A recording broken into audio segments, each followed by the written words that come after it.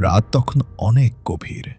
New Orleans শহরের নিঝুম রাস্তাগুলো ঘন কুয়াশায় ঢাকা। ঠিক তখনই একটা ভারী কুড়ালের কোপে চুরমার হয়ে গেল একটি বাড়ির পেছনের কাঠের দরজা।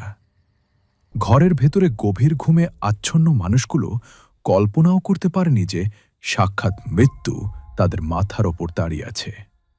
১৯১৮ সালের সেই বিভীষিকাময় রাতে নিউ অরলিন্স প্রথমবার পরিচিত হল এক রহস্যময় ছায়ার সাথে, যাকে বিশ্ব চিনেছিল অ্যাক্সম্যান বা কুড়ালধারী খুনি হিসেবে। সে কোনো সাধারণ খুনি ছিল না। সে আস্ত অন্ধকারের বুক চিরে, আর তার কোনো মূল্যবান জিনিস চুরি করার লোভ ছিল না। তার একমাত্র নেশা ছিল মানুষের আর্তনাদ আর রক্ত। এই খুনি তার শিকারদের হত্যা করার জন্য অদ্ভুত এক পদ্ধতি বেছে নিয়েছিল। সে প্রতিটি বাড়িতে ঢুকত দরজার তলার কাঠের প্যানেল কেটে।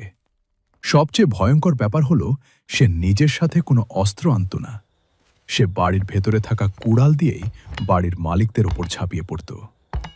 ১৯১৮ সালের মে মাসে জোসেফ ম্যাগিও এবং তার স্ত্রী ককটেলা যখন নিজ ঘরে ঘুমাচ্ছিলেন, তখন এই খুনি তাদের ওপর আক্রমণ করে।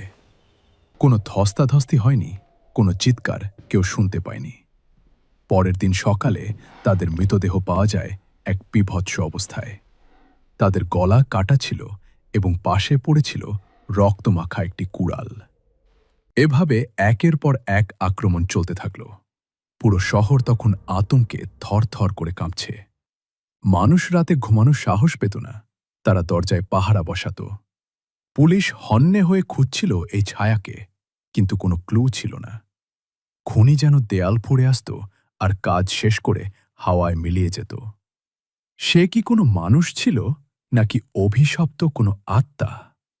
এই প্রশ্নটি সবার মনে বারবার ঘুরপাক খাচ্ছিল। ১৯১৯ সালের মার্চ মাসে পুরো নিউ অরলিন্স এক অদ্ভুত চিঠিতে কেঁপে উঠল। স্থানীয় সংবাদপত্রের দপ্তরে একটি চিঠি পাঠানো হলো, যার প্রেরক হিসেবে লেখা ছিল স্বয়ং সেই খুনি। চিঠিটির ভাষা ছিল অত্যন্ত অদ্ভুত এবং হাড়হিম করা। সে নিজেকে জাহান্নাম থেকে আসা এক পিশাচ বলে দাবি করল। সে লিখল, ১৯১৯ সালের ১৯ মার্চ রাতে সে আবার শিকারে বের হবে। পুরো শহর সেই রাতের অপেক্ষায় ভয়ে কুঁকড়ে গেল। কিন্তু চিঠির শেষে সে একটি শর্ত জুড়ে দিল। সে বলল, আমি জ্যাজ সঙ্গীত খুব ভালোবাসি, তাই যে ঘর থেকে জ্যাজ সুর ভেসে আসবে সেই ঘরে আমি প্রবেশ করব না। সেই ঘরের বাসিন্দাদের আমি কোনো ক্ষতি করব না। জ্যাজ সুর না বাজলে সেই ঘরের প্রত্যেককে আমি চিরতরে স্তব্ধ করে দিব। ১৯১৯ সালের সেই ১৯ মার্চ রাতের দৃশ্য ছিল অভাবনীয়। মৃত্যুর ভয় মানুষকে কতটা একতাবদ্ধ করতে পারে তা সেদিন প্রমাণিত হয়েছিল। পুরো শহরের প্রতিটি কোণ থেকে জ্যাজ সঙ্গীতের আওয়াজ আসছিল। পেশাদার জ্যাজ ব্যান্ডগুলো রাস্তার মোড়ে মোড়ে বাজাতে শুরু করল। যারা বাদ্যযন্ত্র বাজাতে জানত না, তারা গ্রামোফোনে রেকর্ড বাজিয়ে রাখল। বড় বড় ক্লাব থেকে শুরু করে সাধারণ মানুষের রান্নাঘর পর্যন্ত প্রতিটি জায়গায় তখন ড্রাম আর ট্রাম্পেটের উচ্চকিত সুর। পুরো নিউ অরলিন্স যেন এক বিশাল কনসার্টে রূপ নিল। অন্ধকার রাতটি সুরের ঝংকারে ভরে উঠল। সবাই রুদ্ধশ্বাসে অপেক্ষা করছিল কখন ভোরের আলো ফুটবে। আর আশ্চর্যজনকভাবে সেই রাতে শহরে কোথাও কোনো রক্তপাত হয়নি। কুড়ালধারী খুনি তার কথা রেখেছিল। সেই রাতের পর খুনি যেন চিরতরে অদৃশ্য হয়ে গেল। ১৯১৯ সালের অক্টোবর মাসের পর তাকে আর কখনো দেখা যায়নি।